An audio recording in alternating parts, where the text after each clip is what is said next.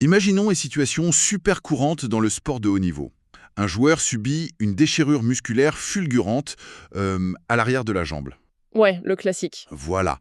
S'ensuivent des mois de rééducation, des tests de force dans tous les sens, des étirements interminables, et finalement, le feu vert médical est donné. Le muscle semble intact, l'échographie locale est parfaite. C'est ça. Le joueur retourne sur le terrain en pensant que le chapitre est clos. Et pourtant, la véritable séquelle de cette blessure ne se trouve plus du tout dans la jambe. Ah bah non. Elle s'est installée de manière complètement invisible et silencieuse dans le bas du dos. Et c'est exactement pour comprendre comment une blessure peut migrer comme ça que notre exploration du jour se penche sur une publication scientifique vraiment aigreuse. Une étude fascinante, oui. L'article s'intitule Thoracolumbar fascia and lumbar muscle stiffness in athletes with a history of hamstring injury. C'est une recherche menée par Eleftherios Kellis, Avxentios Kekelekis et Eleni Drakonaki. Tout à fait. Et ça a été publié en 2024 dans le Journal of Sports Science and Medicine, volume 23, pages 436 à 444. Et la mission de notre analyse aujourd'hui, c'est de comprendre pourquoi ces blessures à l'arrière de la cuisse sont si tenaces. Et surtout, explorer cette piste incroyable qui relie la cuisse au bas du dos. Parce qu'il ne s'agit vraiment pas d'un simple problème de jambe, en fait. C'est une question de biomécanique globale. Le corps entier se réorganise. Bon, commençons par le début. Pourquoi on s'intéresse spécifiquement aux ischio-jambiers? Eh bien parce que c'est le fléau par excellence du football moderne, tout simplement. Les claquages des ischio-jambiers représentent près de 24% de toutes les blessures. Pétant un quart des blessures juste pour ce groupe musculaire. Exactement, c'est gigantesque. Et le pire, c'est que ça ne s'arrange pas. On observe une augmentation de 3 à 5% par an. Malgré tous les préparateurs physiques et les échauffements high-tech, hein. Ouais, malgré tout ça. Mais le chiffre qui fait vraiment mal, c'est que 20 à 30% des athlètes vont subir exactement la même blessure à nouveau. Un tiers de récidive. C'est comme s'obstiner à réparer continuellement la même fuite au plafond en remettant du plâtre sans jamais aller inspecter l'état de la toiture. J'adore cette image, c'est exactement ça. La littérature médicale commence enfin à regarder le toit, ce qu'on appelle les blessures d'origine lombo-pelvienne. Donc la fonction des ischio-jambiers serait intimement liée à celle du bassin et du dos. Totalement. En fait, visuellement, la cuisse et le dos ont l'air de territoires distincts, mais il y a une véritable autoroute anatomique entre les deux. Ok, décortiquons cela. Si le dos est le toit, comment y est connecté à la fuite dans la cuisse? Tout démarre à la tubérosité ischiotique. C'est l'os sur lequel on s'assoit en gros à la base du bassin. D'accord, là où s'attachent les ischio-jambiers. Voilà. Et cet os est lui-même connecté à un ligament hyper robuste, le ligament sacrotubéral, qui s'attache ensuite au fascia thoracolombaire, le FTL. Fascia thoracolombaire. Souvent, on imagine le fascia comme une sorte de film plastique passif autour des muscles, non?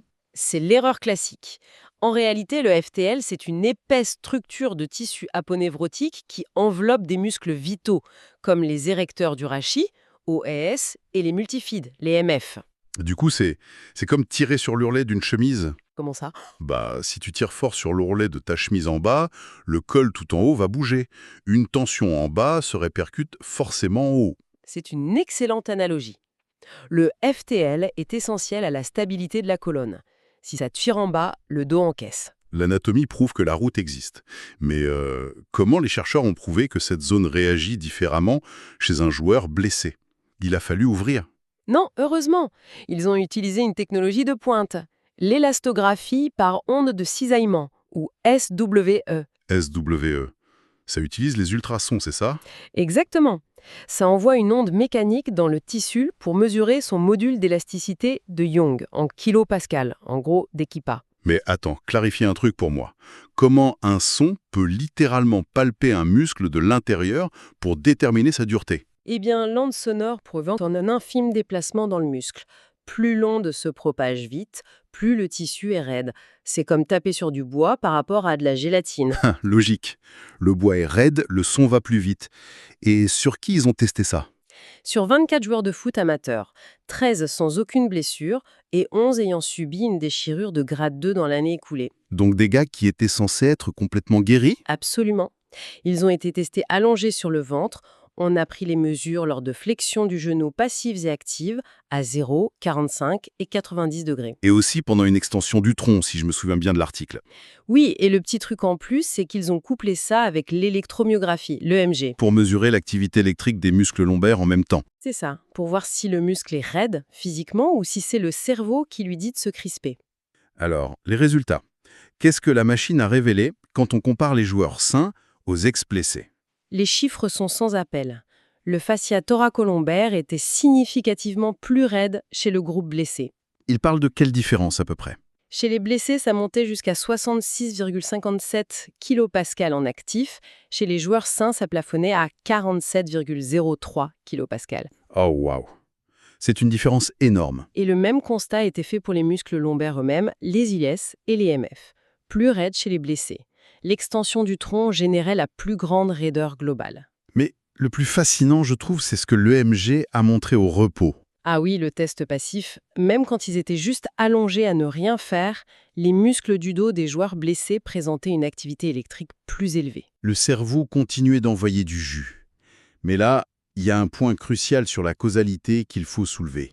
Vas-y, je t'écoute. Est-ce que la blessure à la cuisse a rendu le dos raide ou est-ce qu'un dos raide préexistant a causé la blessure à Jean? La fameuse question de l'œuf et de la poule. C'est la grande question. Et les auteurs confirment que la nature rétrospective de l'étude, puisqu'elle est post-blessure, ne permet pas de trancher définitivement. Ah, dommage. Mais le taux de problèmes de dos préexistant était similaire dans les deux groupes avant l'étude. Donc l'hypothèse principale s'oriente vers autre chose. Une stratégie compensatoire du corps. Exactement. Le dos se crispe, il verrouille la zone et travaille beaucoup plus dur pour stabiliser le bassin suite à la défaillance des ischio-jambiers. Une sorte d'attelle naturelle, interne. Mais si le bas du dos d'un joueur reste chroniquement raide des mois après, qu'est-ce que ça signifie concrètement pour la médecine sportive? Ça suggère fortement que les protocoles de rééducation classiques sont incomplets. On ne peut plus juste masser la cuisse. Il faut traiter le toit. Oui. L'étude indique que des exercices ciblant spécifiquement le contrôle lombo-pelvien sont cruciaux. Et j'imagine des techniques de relâchement myofacial sur le bas du dos aussi. C'est ça. Ça pourrait bien être la clé pour briser cette fameuse malédiction des 30% de récidive. Il faut vraiment considérer le système facial comme un réseau de transmission ininterrompu. Le traitement d'une blessure doit dépasser la zone douloureuse. En gros, une ancienne blessure à l'arrière de la cuisse laisse une signature biomécanique mesurable, une vraie cicatrice invisible sous forme de raideur dans le bas du dos. M'amène à une réflexion assez inédite quand on y pense. Laquelle? Si une cuisse blessée oblige le dos à se crisper de façon permanente, on peut se demander quelles autres douleurs mystérieuses on ressent au quotidien. Des raideurs chroniques dans la nuque, les épaules. Exactement. Est-ce que ce ne seraient pas les échos silencieux de très vieilles blessures qu'on pensait complètement guéries depuis des années? C'est fou de se dire que notre corps garde en mémoire absolument chaque choc et compense en silence. C'est une machine fascinante. Pour ceux qui veulent plonger eux-mêmes dans ces graphiques et comprendre cette interconnexion, la lecture de l'article original est indispensable.